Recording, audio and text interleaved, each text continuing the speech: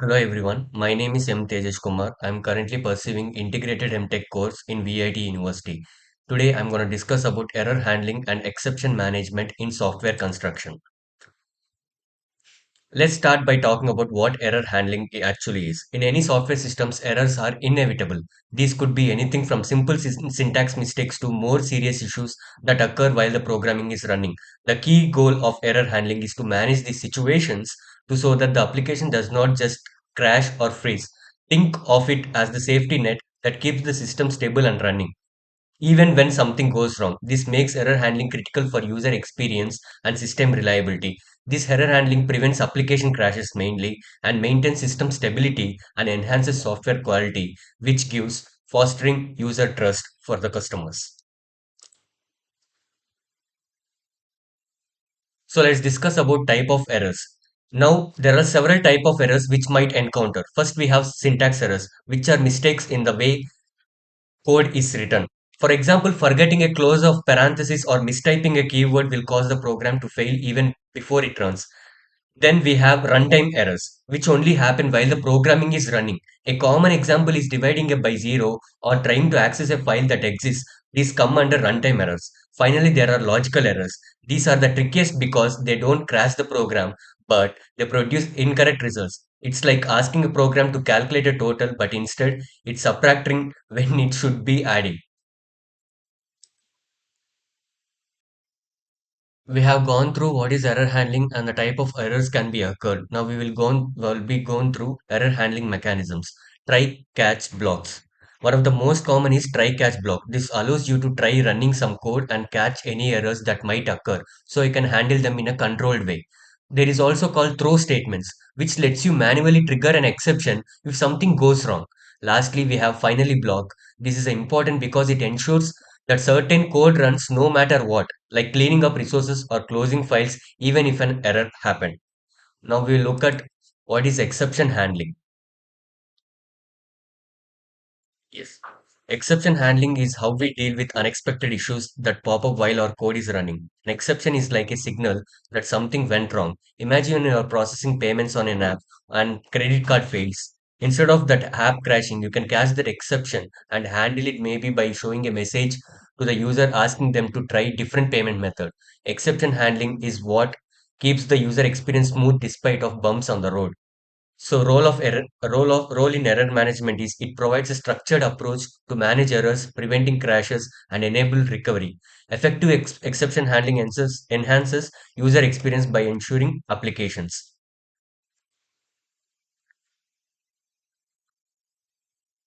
Checked versus unchecked exceptions. Now, exceptions can be classified into two categories. Checked exceptions must be handled explicitly in your code, either by catching them or declaring them.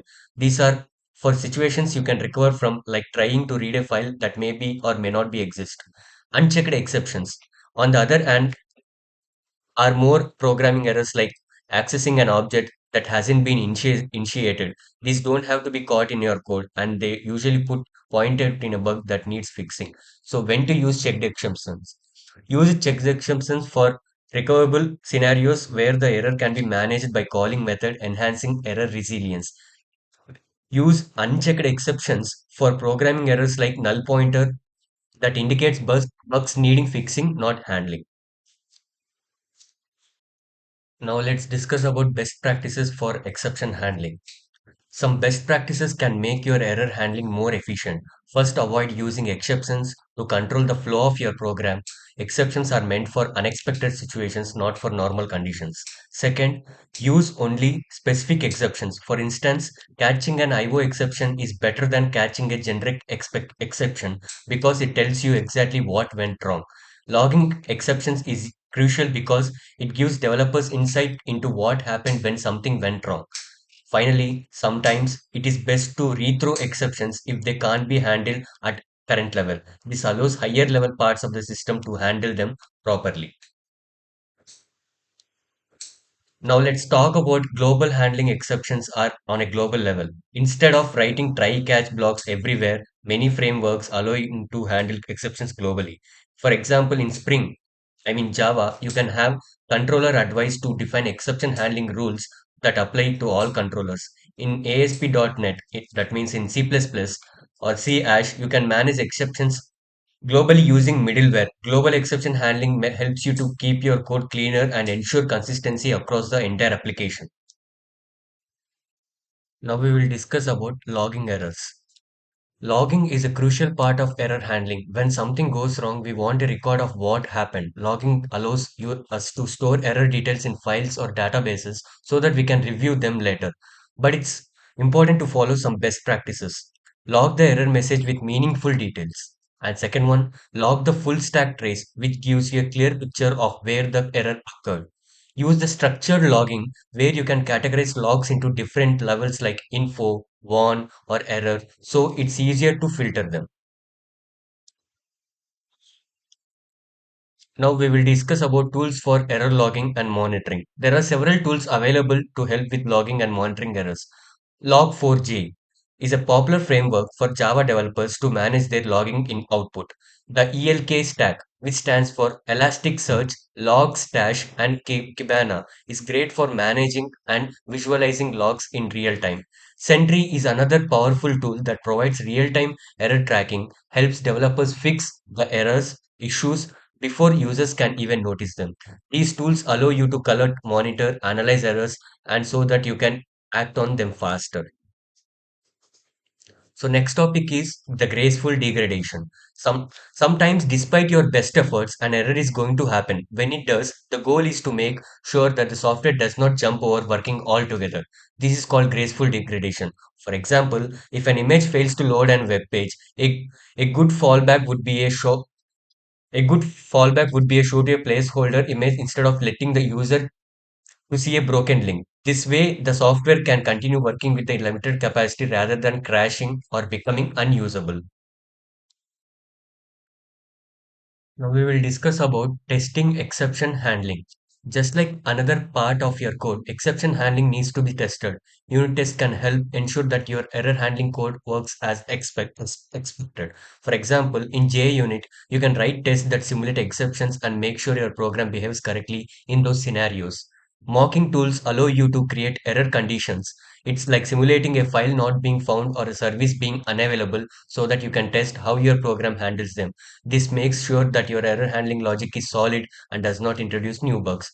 And also it helps in verify system behavior, checks the system responds correctly during exception events, implement code, and simulate error scenarios using mocking frameworks to create controlled environments for testing exceptions.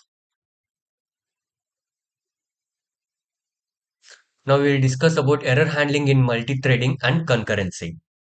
Handling errors in multi-threaded environments can be tricky. If one thread encounters an exception, it might not affect the others, which can lead to silent failures. To handle this, we can use constructs like ex- execute executor service in Java to manage threads and ensure exceptions are caught and handled properly. You should always you should always log exceptions in worker threads to avoid missing critical information. Handling exception in multi-threaded environment ensures your system remains stable and easier to debug. And catching exceptions. Always catch and log exceptions in worker threads. Handling exceptions in multi-threaded environments is challenging as errors may not propagate to main thread. Now we will discuss about security considerations. Finally, we need to consider security when handling exceptions. You don't want to expose sensitive information through error messages. For example, a detailed stack trace can give an attacker insight into how your system works, including database structures or hidden URLs. The best practice is to show generic error messages to users like something went wrong. For example, like error 404 not found, while logging details information behind the scenes for developers. This helps prevent information leakage and reduce the risk of the defects. Preventing attacks. Ensure exceptions do not divulge information that may aid attacks like SQL injections or excesses. This is vital for maintaining application integrity. So hereby, I can say that to wrap up things up, effective and error handling is crucial for building stable and reliable software. We have discussed how exception handling allows us to manage unexpected issues gracefully, and that's why important to follow best for practices like logging errors and using specific exceptions. By implementing proper error handling techniques, logging, and testing, we are not only improve the quality of the code or the software, but also the enhance the user experience, and ultimately this makes the software easier to maintain and scale in the long run. So hereby I conclude my presentation. Thank you.